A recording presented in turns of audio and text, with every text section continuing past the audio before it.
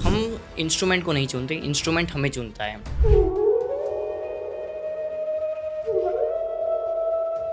प्रिय जी मेरे इंस्पिरेशन थे श्री पारस गुरु जी, तो वो मुझे मिले, तो उनकी वजह से भी मैं बहुत कुछ सीख पाया।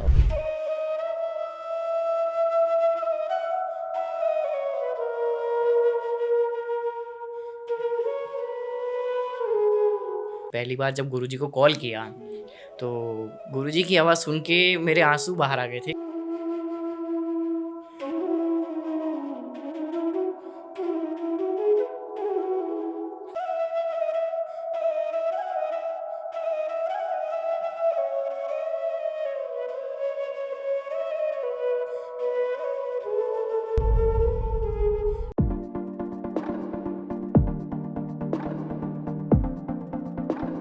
नमस्ते, मैं हूं दिग्विजय सिंह और आप देख रहे हैं न्यूज़ पथ भारत।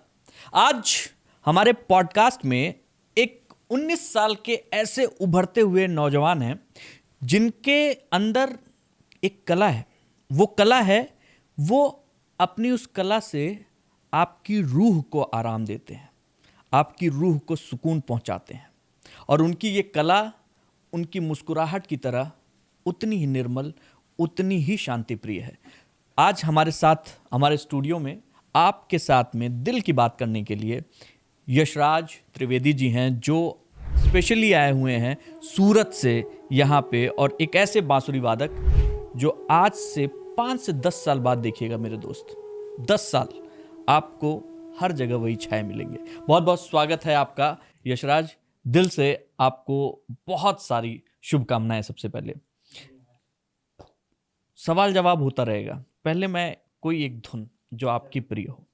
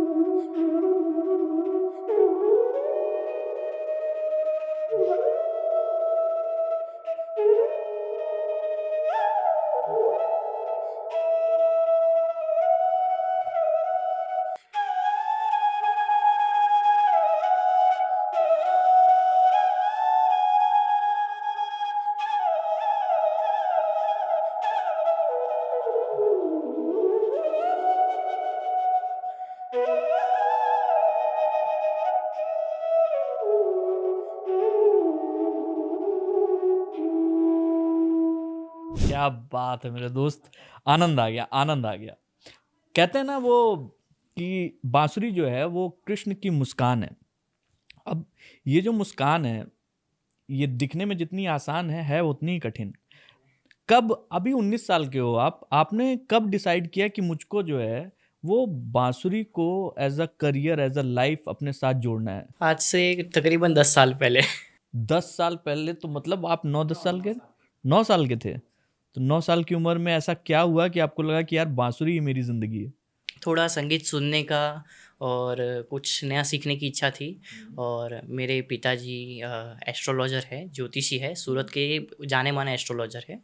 तो उन्होंने मेरी कुंडली देखी थी बहुत पहले से, और उन्होंने सोचा था कि मुझे वे संगीत में ही डालेंगे। और संगीत में उन्हें जो फेवरेट इंस्ट्रूमेंट था उनका, जो उन्हें बहुत पसंद था, प्यारा वाद्य यंत्र, तो उनको फ्लूट बहुत पसंद था, बांसुरी। तो शुरुआत से ही वो सोच रहे थे कि वो मुझे बांसुरी सिखाएंगे, लेकिन एक गाइडेंस नहीं मिल पा रहा था। लेकिन धीमे धीमे उन्हें भी समझ आने लगा कि मिल जाएगा, एक बार इसे शुरू तो करवाऊँ। तो जब 9 साल की उम्र में आपके हाथ में बांसुरी थी, 9 साल की उम्र में, तो यार मुझे तो याद ही नहीं है कि मैं 9 साल की उम्र में मैं ऐसा कुछ सोचा भी था। क्योंकि 9 साल की उम्र में अगर बांसुरी लेके जाएंगे तो बच्चे जो है अलग से जो है अलग तरीके के जो है चीज़ें करते हैं। अरे यार छोड़ ना इसको, चल खेलने चलते हैं, ये करने चलते हैं, वो करने चलते हैं। रम गए थे, मतलब आनंद आने लगा था बांसुरी टच करते ही? भी सच बताऊं तो शुरुआत में जब मेरे हाथ में आया ये इंस्ट्रूमेंट बहुत प्यारा, जो मुझे जान से प्यारा है, तो शुरुआत में लगभग महीने तक मेरे को बहुत इंटरेस्ट रहा और बहुत अच्छा लगा। लेकिन फिर वही दो मतलब बचपना था तो दोस्तों के साथ खेलना वगैरह। लेकिन जब मैंने अपनी पहली धुन सीखी, मुझे याद नहीं मैंने क्या बजाया था, लेकिन जब पहली बार कुछ धुन निकली तो मुझे सुन के इतना ताजुब हुआ कि इतना मतलब अगर करूँ तो कुछ हो सकता है। तो धीमे धीमे धीमे मैं कुछ ना कुछ, कभी गाने, कभी ये कभी वो सीखता गया, और फिर मुझे गुरु मिलते गए और क्लासिकल बेस पे भी मैंने जाना शुरू किया, और तब से लेकर आज तक वही चल रहा है। तो रियाज कर आप 9 साल की उम्र से ही रियाज करना शुरू कर दिया था आपने? बस थोड़ा लेट शुरू किया क्योंकि तब तक बचपना था मेरा। हाँ, वही वही ठीक है। तो ये जो बेसिकली बांसुरी जो होती है, वो सांसों के नियंत्रण का एक ये कह सकते हैं खेल है, ताना बाना है। तो एक कलाकार के तौर पर जब आप बांसुरी बजाते हैं तो आपको लगता है कि एक मेडिटेशन की तरह जो है आपके लिए काम करती है ना? बैकग्राउंड, आपके बैकग्राउंड 19 साल की उम्र है आपकी टोटल। आप एक बहुत ही हम्बल बैकग्राउंड से आते हैं। आपने बताया आपके पिता जो है वो एस्ट्रोलॉजर हैं और आपकी माँ हाउसवाइफ हैं। एक एक छोटा सिबलिंग भी है आपका। लाइफ में ना जब आदमी के अंदर दर्द बहुत होता है तब उसके अंदर से जो धुन निकलती है, कई बार वो बड़ी, फिल्मों में तो यही दिखाते हैं, वो बड़ी प्रिय लगती है दूसरे के कानों को। आपकी लाइफ में ऐसा कौन सा टर्निंग पॉइंट कह सकते हैं, कौन सा ऐसा मोड़ था जहां आपने उस दर्द को महसूस किया जिसके बाद से आपकी बांसुरी और मीठी होती चली गई? अ, उसमें दो कारण हैं। पहला कि मुझे जो मेरे प्रिय मेरे इंस्पिरेशन थे श्री पारस गुरुजी, तो वो मुझे मिले, तो उनकी वजह से भी मैं बहुत कुछ सीख पाया। और जो मेन चीज़ है कि ये कि धीमे धीमे करके जब मैंने बजाना शुरू किया और मैं स्टेज पे परफॉर्म करने लगा था शुरुआत में, तो कभी कभी मुझे कुछ मित्रगण ही होते थे जो आके कहते थे कि ये बजा वो बजा, लेकिन जब सीखा ही नहीं तो कहाँ से आएगा। तो धीमे धीमे वहाँ से करते करते मैं स्टेज तक पहुँचा, तो वहाँ जाके कभी कोई कह रहा है कि थोड़ा बेसुरा बज रहा है, ये बज रहा है, तो जब आप एक ही चीज़ बार बार सुनते हो तो थोड़ा इंसल्ट जैसा लगने लगता है। तो समझ आ जाता है कि रियाज़ कितना इंपॉर्टेंट है। आप यूं ही बांसुरी को पकड़ लोगे और स्टेज पे चढ़ जाओगे, दैट्स नॉट पॉसिबल। क्योंकि एक बात है जो मेरे गुरु भी कहते हैं और बहुत जाने माने लेजेंड्स भी कहते हैं कि हम इंस्ट्रूमेंट को नहीं चुनते, इंस्ट्रूमेंट हमें चुनता है कि हमें बजाने वाला कौन है। तो बांसुरी ने शुरुआत में मुझे चुना, मैंने भी बांसुरी को चुना, लेकिन मैं नहीं समझ पाया था। धीमे धीमे जब मेरी वो बाली अवस्था ख़त्म हो गई, तो जब मुझे रियलाइज़ हुआ कि मेरे पास इसके सिवा कुछ नहीं है और मुझे ये ही चाहिए, मुझे इसके सिवा कुछ चाहिए भी नहीं है, नहीं अलग बात है लेकिन चाहिए भी नहीं, तो तब अलग से मज़ा आने लगा। और रियाज़ धीमे धीमे बढ़ता गया। तो आजकल जब 5 घंटे 7 घंटे रियाज़ होता है तो लगता है कि नहीं, पहले की वीडियोस देख के अंदाज़ा लगता है कि नहीं कुछ तो डिफरेंस है। अभी आजकल कितने घंटे रियाज चल रही है आपकी? लास्ट अभी 2-3 दिन से तो बिजी हूँ, लेकिन उसके पहले लास्ट मैंने किया था 4 आवर्स के अराउंड, और उसके पहले 5 आवर्स, उसके पहले 6 आवर्स, कुछ ना कुछ चलता आगे पीछे 5 घंटे 6 घंटे रियाज कर निकालते हैं आप? बहुत शानदार। आपके जो गुरु हैं उनके बारे में बताएं, कैसे आपको वो मिले और कैसे उन्होंने आपको मार्गदर्शन दिया? मेरे गुरु श्री पारसनाथ जी, उनके बारे में तो लगभग सभी लोग जानते हैं, अगर नहीं जानते तो उनकी धुनें सबने सुनी हुई। हाँ, आपने ओएमजी देखी है?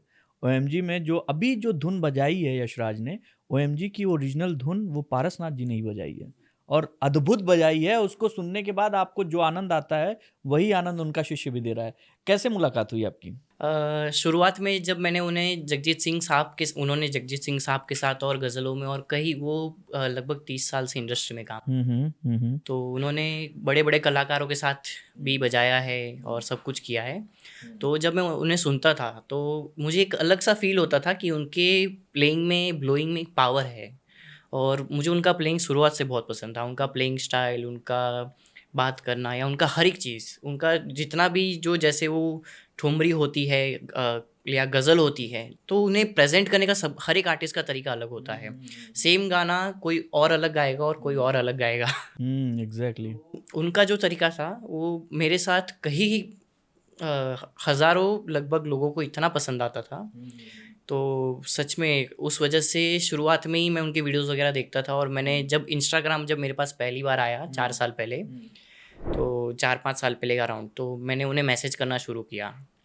तो मैं उन्हें मैसेज करता गया मैं कि गुरुजी मुझे आपसे सीखना है, सीखना है, सीखना है, सीखना है। शुरुआत में 6-7 महीने रिप्लाई नहीं मिला, फिर धीमे धीमे मिलने लगा कि लगभग 10 दिन बाद एक रिप्लाई मिलता, ओके बेटा, फ्री होके करता हूँ, करता हूँ, करता हूँ। तो काफ़ी समय बाद मैं एक शो में गया था जहाँ पे वायलिन सिम्फनी थी, तो सूरत में ही था। तो वायलिन सिम्फनी में कुछ बड़े बड़े कलाकार भी आए थे, जो वायलिन वायलिन सिम्फनी में लगभग ऐसे 10 या 15 वायलिन एक साथ होते हैं, तो उस हिसाब से। तो उनमें से एक जो कोऑर्डिनेटर थे, तो उन्होंने सच में मुझे पहचाना और मुझे बातचीत की बहुत अच्छे से, मुझे अपने बच्चे की तरह ऐसे रखा। और फिर उनसे मैंने बातचीत की कि मैं इनसे सीखना चाहता हूँ। वो मुंबई के ही है। तो उन्होंने मुझे बोला, अरे पारस, मैं उन्हें अच्छे से जानता हूँ, मेरे पास उनका नंबर है, मैं देता हूँ। तो उन्होंने मुझे नंबर दिया और मैंने पहली बार जब गुरुजी को कॉल किया, तो गुरुजी की आवाज़ सुन के मेरे आंसू बाहर आ गए थे, क्योंकि मैं उस टाइम पे लगभग 7 साल से गुरुजी को बस मुझे इनके पास सीखना है, इनके पास सीखना है, पीछे पड़ गया था। मतलब लॉ ऑफ अट्रैक्शन आपका काम कर गया। काम कर गया। हाँ, मैनिफेस्टेशन आपका बहुत तेज था। हाँ, 7 साल तक लगे रहे आप। हाँ, मतलब इंस्टाग्राम आने के बाद मैंने उनको मैसेज करना शुरू किया। उसके पहले मुझे पता ही नहीं कि पहुँचे कैसे वहाँ तक, रास्ता पता होना चाहिए। लेकिन जब इंस्टाग्राम जैसी चीज़ें सोशल मीडिया के थ्रू मैं उनसे पहुँचा, तो धीमे धीमे गुरुजी ने जवाब दिया। और उसके बाद गुरुजी खुद अपने स्टूडेंट्स को एक्सेप्ट करते हैं, एक बार उन्हें बुलाते हैं, और उसके बाद जब वो हमारा प्लेइंग सुनते हैं कि हम उस लायक है, हमारा डेडिकेशन कितना है, हम क्या सीखना चाहते हैं, या किस प्रकार से हमारे अंदर उनके लिए प्रेम भावना है। तो ये सब होने के बाद मैं उनके नात घराने से जुड़ गया। तो उनसे मैं मिला था लगभग 1 साल पहले। और मिलने के बाद गुरुजी ने मुझे मतलब उनकी पूजा वगैरह मैंने की, और उसके बाद गुरुजी ने मुझे अपने घराने में जोड़ा।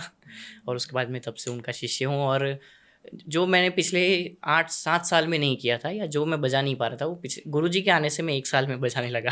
क्या बात है, क्या बात है। कोई ऐसी धुन है आपके दिमाग में जो मतलब आपको चुनौती नज़र आ रही हो पहले, और उसके बाद जब आपके गुरुजी आपके साथ में जुड़े, आप उनके साथ जुड़े, आपको फिर वो सब आसान लगने लगा हो? धुन तो देखिए, धुन तो बहुत कुछ बजाना आसान हो जाता है अगर अपने 2-3 बार भी अगर करें। कुछ टेक्निक्स होती है फ्लूट में, तो उसे क्लियर करना, एक क्लियरिटी के साथ बजना, और ये सब सिर्फ अच्छे गुरु से या अच्छे गाइडेंस से ही हो पाता है। तो गुरुजी की बहुत कुछ चीज़ें हैं जो उनकी खासियत है, जो बाकी प्लेयर्स करते हैं, लेकिन मुझे गुरुजी का बहुत ज़्यादा ये चीज़ अट्रैक्टिव लगती है। जैसे टूथकारी है, या कण लेना जैसे।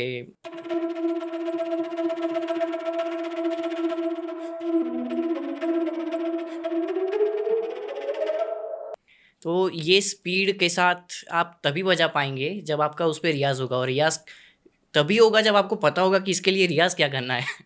तो ये चीज़ है, या हाथों की मूवमेंट है।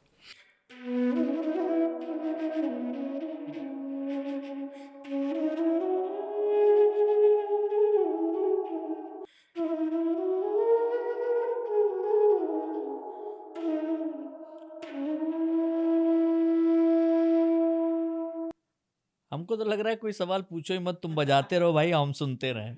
मतलब अद्भुत है यार, बड़ा आनंद आ रहा है आपको सुनने में। एक चीज आजकल के उसमें देखा जा रहा है, क्योंकि आपने देखिए रील का दौर है, इंस्टाग्राम का ज़माना है, लोग जो है 30 सेकंड में बोर हो जाते हैं, 30 सेकंड भी नहीं लगाते हैं, आदमी अपने आप को स्किप करना शुरू कर देता है।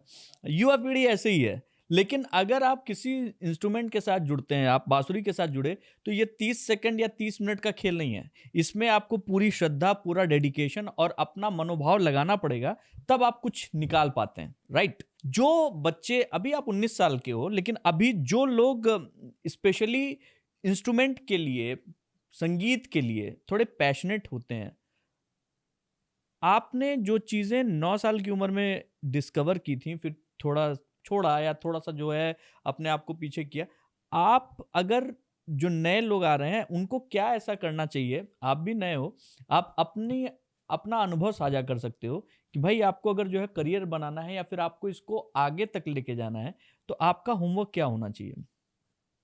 पहला डेडिकेशन, कि हमें कितना उसके संगीत के प्रति या एक वाद्य यंत्र के फ्लूट है, गिटार है, हारमोनियम है, सैक्सोफोन है, हर एक मतलब कहा जाता है, मेरे कुछ जाने माने जो अच्छे बांसुरी वादक हैं उनमें से किसी एक ने मुझे कहा था कि हर एक इंसान की एक फ्रीक्वेंसी होती है। तो इंसान की जो फ्रीक्वेंसी होगी ना, उससे उसे मैच खाता हुआ ही या मैच मिलता हुआ ही वो इंस्ट्रूमेंट वो पसंद करेगा। कि किसी को गिटार पसंद आएगा उसके लुक से नहीं, उसको सुनने में अच्छा लगेगा, भले उसको बजाना आए ना आए। तो ये फ्रीक्वेंसी मैच, एक बॉडी की फ्रीक्वेंसी, माइंड की फ्रीक्वेंसी जब किसी एक इंस्ट्रूमेंट से जब मैच होती है तो वहाँ पे उसको मज़ा आने लगता है कि नहीं, मुझे ये ज़्यादा इंस्ट्रूमेंट पसंद है। तो अपने आप लगने लगता है, कोई आर्टिस्ट है या बच्चा है या कोई भी है जो सीखना चाहता है, तो उसे अपने आप पता चल जाता है या उन्हें अपने आप पता चल जाता है कि किस प्रकार से मेरे को करना है, कि मुझे को कौन सा इंस्ट्रूमेंट पसंद करना है। और जब कोई उनको डेडिकेशन दिखता है कि नहीं, ये मेरे को बहुत मज़ा आया, ये मेरे को यही सीखना है, तो गलती यहाँ पे इसी पॉइंट पे होता है कि इंस्ट्रूमेंट खरीद लिया। ज़्यादातर लोग इस बारे में अच्छे से जानते होंगे जिन्होंने गिटार और ऐसी चीज़ें खरीदी हैं। इंस्ट्रूमेंट खरीद लिया, 2 दिन बजाया, फिर वो साइड में पड़ा रहता है। हाँ, बिल्कुल सही कहा आपने, बिल्कुल सही कहा आपने, ये बहुत अच्छी बात बताई। तो ये चीज़ जो है ना, ये यहाँ पे ही प्रॉब्लम आती है कि आपने लिया है तो आपने कुछ ना कुछ डेडिकेशन से लिया है, तो अब मिलते ही डेडिकेशन ख़त्म, ये तो नहीं होना चाहिए। तो थोड़ा सा शुरुआत में प्रॉब्लम सबको आता है कि मैं अभी गिटार सीख रहा हूँ, फ्लूट के बाद मेरी गिटार सीखने की इच्छा है, मैं हारमोनियम भी थोड़ा बहुत बजाना जानता हूँ। तो हारमोनियम भी मेरे को पहले शुरुआत में जब मैं स्कूल में बजाता था प्रार्थना वगैरह में, तो उसमें यहाँ पे एक गुजराती में कहते हैं धमन, यहाँ पे जो हारमोनियम में हवा भरने का आता है, तो मेरा ये मेरे को दुखता था शुरुआत में कि वो ऐसे ऐसे करते करते पूरी प्रार्थना में, क्योंकि वो हारमोनियम भी स्कूल का इतना पुराना था, तो लेकिन मेरे को सीखना था कुछ भी करके, तो मैं उस पर प्रार्थना वगैरह ये सब सीखा। तो इतना है कि इंस्ट्रूमेंट अगर आप हमको मिल जाए तो डेडिकेशन उसके बाद चाहिए और रियाज चाहिए। और शुरुआत में अगर रियाज वगैरह ना समझ आए तो सबसे बेहतर चीज़ है सही गुरु होना। या गुरु सभी सही है, लेकिन होता है ना कि हमको कैसा तरीका सीखने का पसंद है। किसी को फास्ट फॉरवर्ड सीखने का तरीका पसंद है, किसी को चाहिए कि मेरे को एक छोटी छोटी डिटेल समझाए। तो सभी गुरु बेहतर है, सभी गुरु बहुत अच्छे हैं, लेकिन सबका सिखाने का तरीका अलग है। तो हमें जिस हिसाब से सीखना है वो गुरु अगर मिल जाए तो उसके अलावा तो फिर कोई नहीं रोक सकता। राग कौन सा पसंद है आपको?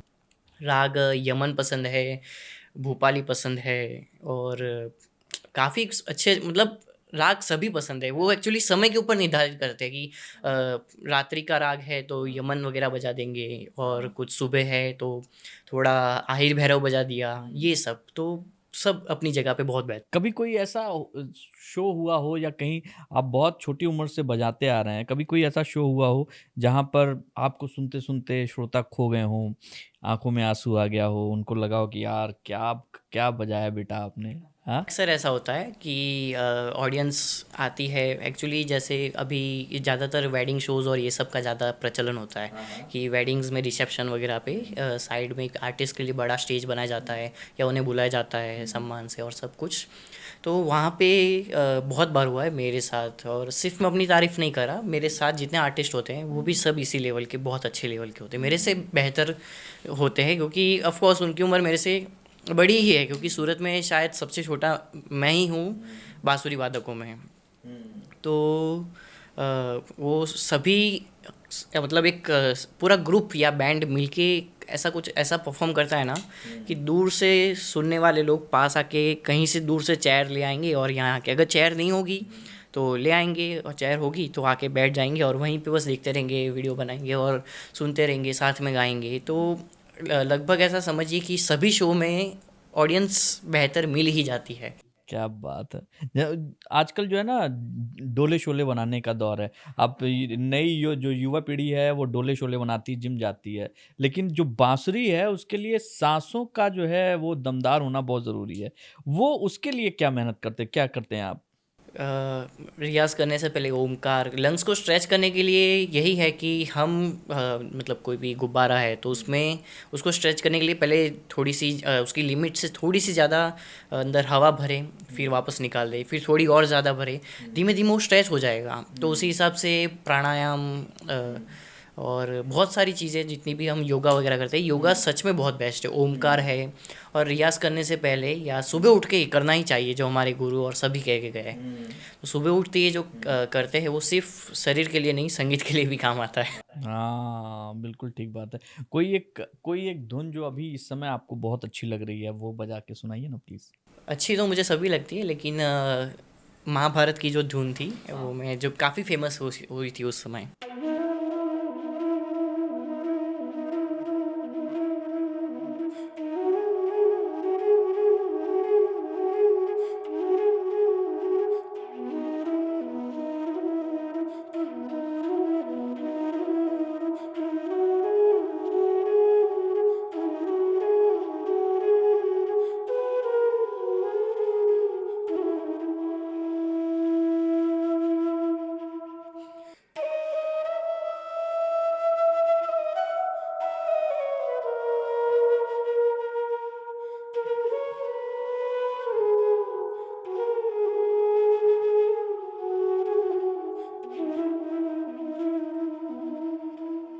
क्या बात है यार! बहुत सुंदर यशराज।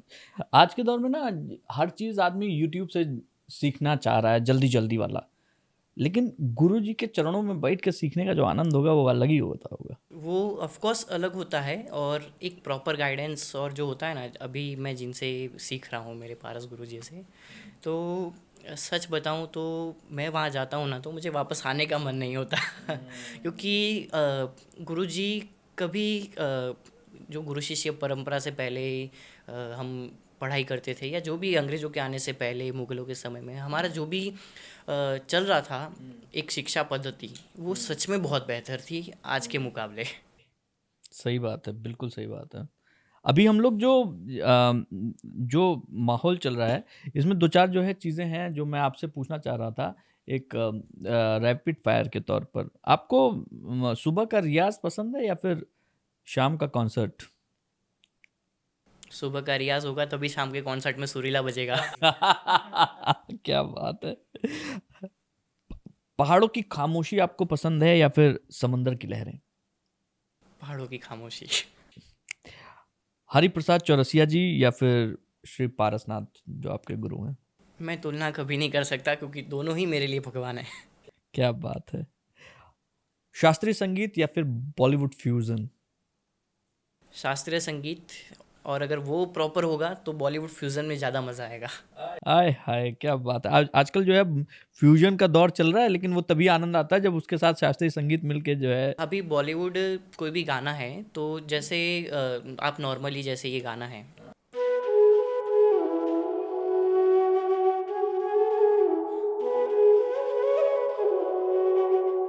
अभी ये जो मैंने लिया है यहाँ पे, तो ये जो हरकत है ये तभी आएगा, ये मिठास, ये एक हल्का सा टच देके वापस आना, ये अलग सा एक प्रभाव डालना, ये तभी आएगा जब आपका क्लासिकल मजबूत होगा। Yes, right. एक शब्द में अगर आपसे पूछा जाए, संगीत आपके लिए क्या है? संगीत नहीं तो मैं कुछ भी नहीं। कई बार होता क्या है कि हम लोग अपने लाइफ में, जैसे अभी आप 19 साल के हैं, आपके पास पूरी जिंदगी पड़ी हुई है, एक पिक्चर बनाते हैं अपने लिए गोल सेट करते हैं। तो आपने अपने लिए क्या गोल सेट किया है? मैंने अपने लिए ये सेट किया है कि मैं अपने संगीत को, या अपने गुरुजी से मिले हुए संगीत को, या आगे जो भी मैं सीखूं, उस संगीत को मैं ऑडियंस तक पहुंचाना चाहता हूं। क्योंकि अभी जो चल रहा है कि जैसे क्लासिकल बेस थोड़ा ऑडियंस में कम है, लोग क्लासिकल से ज़्यादा रैप सॉन्ग और ये सब सुन रहे हैं, मुझे उससे कोई दिक्कत नहीं है, वो भी एक अपनी जगह पे बेहतर है। लेकिन मेंटली पीस के लिए आपको चाहिए कुछ ना कुछ शांत, कुछ और जैसे कहा जाता है ना, कि आपने सुना होगा इस बारे में, कि हर एक राग अपनी एक अलग पहचान दिखाता है, और हर एक राग से कोई एक बीमारी ठीक होती है। जैसे कुछ राग है जिनसे हेमरेज होता है, वो ठीक होता है, किसी से बॉडी पेन, किसी से अ, घुटनों का दर्द है, किसी से स्किन का डिजीज़ वगैरह जो भी हो, साउंड थेरेपी के रूप में वो, तो वो आपको बॉलीवुड या वहाँ से नहीं मिलेगा, उसके लिए क्लासिकल आपको पहुँचना ही पड़ेगा। एग्जैक्टली तो अभी आप जो है किन किन चीज़ों पे फोकस कर रहे हैं? आपने क्या क्या सोचा है कि आगे आने वाले समय में कुछ ऐसे प्रोजेक्ट जिस पे आप काम कर रहे हो या फिर उस पे काम करने की तमन्ना है? जैसा आपके गुरुजी ने जो है एक मतलब मुझे लगता है कि बॉलीवुड जब तक जिंदा रहेगा उनकी वो धुन जिंदा रहेगी। सिर्फ गुरुजी की यही धुन नहीं है, गुरुजी की एक और धुन है जो आपने बहुत अच्छे से सुनी होगी।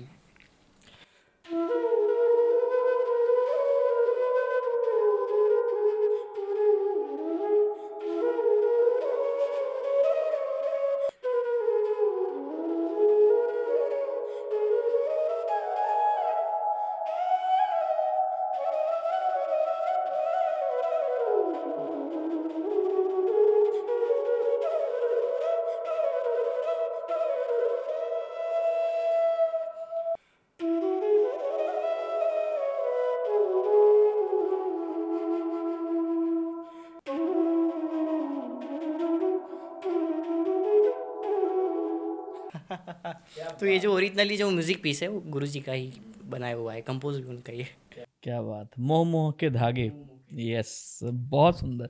हम लोग एक चीज यशराज, जब भी जो है किसी नए उभरते हुए कलाकार को देखते हैं तो हम लोग सामने तो बहुत अच्छा लगता है, लेकिन पीछे की भी एक जर्नी होती है जो बड़ा दर्द, बहुत जिम्मेदारी और बहुत दर्द समेटे होती है।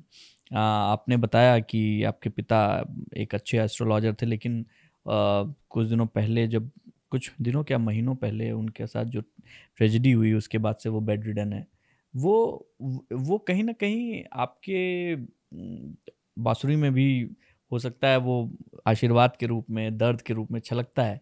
ये जो फैमिली का जो है सारा सारा एक कह सकते हैं ना, एक जिम्मेदारी आपके ऊपर। हाँ, इस समय तो वही है। जब जब परिवार की जिम्मेदारी आ जाती है ना तो बच्चा अपने आप बड़ा हो जाता है। और हमको आपसे मिलकर हमको यही महसूस हुआ है कि अ, आप समय से पहले बड़े हो गए हैं। क्योंकि आपके पास में जो है ना ये पूरी जिम्मेदारियां आपने ओढ़ ली हैं, और उसके साथ में जिस तरीके से बांसुरी को आपने अपना साथी बनाया है वो अद्भुत है। हम जाते जाते दो तीन चीज़ें और हैं जो मैं आपसे पूछना चाहूँगा। अभी पढ़ाई वढ़ाई क्या चल रही है? पढ़ाई चल रही है? मैं अहमदाबाद गुजरात यूनिवर्सिटी में पढ़ता हूँ। उधर म्यूज़िक प्रोडक्शन और पूरा म्यूज़िक में ही है सब कुछ, जिसमें म्यूज़िक कंपोज करना, म्यूज़िक में साउंड इंजीनियरिंग, साथ में फ्लूट, क्लासिकल बेस पे वोकल वगैरह सब कुछ सीख रहा हूँ मैं। Very nice. और अब यहाँ से मतलब इसके बाद कुछ और एजुकेशनल कुछ और बैकग्राउंड में उसमें भी? अब जहाँ मेरे को रास्ता ले जाएगा वहाँ चलना है, लेकिन मेरी इच्छा है कि मैं म्यूज़िक में पीएचडी तक करूँ, या पीएचडी तो शायद 7-8 साल बाद ख़त्म हो जाएगा या 10 साल बाद। मेरे को इसमें पूरा जीवन लगाना है, क्योंकि मेरे गुरु पारस गुरु जी जो है खुद कहते हैं कि इतने बड़े आर्टिस्ट होने के बावजूद वो कहते हैं कि मैं आज भी सीख रहा हूँ अपने पिताजी के पास। क्या बात, क्या बात। वो सीख सकते हैं, और हरिप्रसाद चौरसिया जी, इतना इनका बड़ा नाम है, इन्हें भी कितनी बार हम ऐसा सोचते होंगे इन्हें क्या सीखने की ज़रूरत है। हाँ हाँ। खुद के इंटरव्यूज़ में या इनके शिष्यों से भी हमें पता चला है कि इन्होंने पीक पे पहुंचने के बाद भी इन्होंने अपना रियाज चालू रखा, और कुछ ना कुछ एक्सपेरिमेंट करना, ढूंढना, सीखना शुरू रखा। कि मतलब ऐसा है ना, सिर्फ म्यूज़िक में नहीं है, सब जितने भी है, तो आपकी फील्ड है, मेरी फील्ड है, किसी और कोई कॉरपोरेट या कोई भी है, सब में हम सब शिष्य हैं, क्योंकि हमें किसी और से कुछ ना कुछ सीखने मिलेगा। एग्जैक्टली, बिल्कुल सही कहा आपने भाई। जैसे हर बार अलग अलग गुरु होते हैं। कभी मेरे जो गुरु है मैं उनसे सीख रहा हूँ, उसके बाद कोई अगर मैं कहीं पे चल रहा हूँ तो मेरे को कोई आके कुछ सिखा जाएगा कि इसको अगर ऐसे करोगे ना तो गाड़ी चालू हो जाएगा। तो वो भी मेरे गुरु है। भाई आपसे बात करके ना एक चीज एकदम क्लियर मुझे समझ में आ गई कि अगर आपकी फूंक में अगर आपके सच्चाई है और आपके इरादे मजबूत है ना, तो एक लकड़ी का छोटा सा ये जो टुकड़ा है ये भी पूरी दुनिया को नचा सकता है। बहुत खूबसूरत है। जाते जाते एक अंतिम धुन कोई सुना दीजिए दर्शकों को, और इसी के साथ इस पॉडकास्ट में आज इतना ही रहेगा, लेकिन इस धुन के साथ मैं आपको छोड़ रहा हूँ। एक बहुत प्यारा गाना है, मेरे को नाम लेने की ज़रूरत नहीं है, जल्द पता चल जाएगा।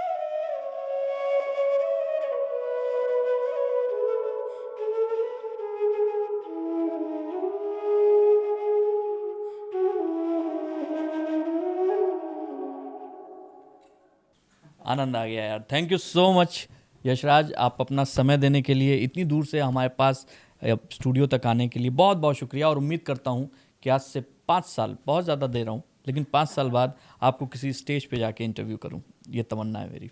बहुत बहुत शुक्रिया, थैंक यू सो मच।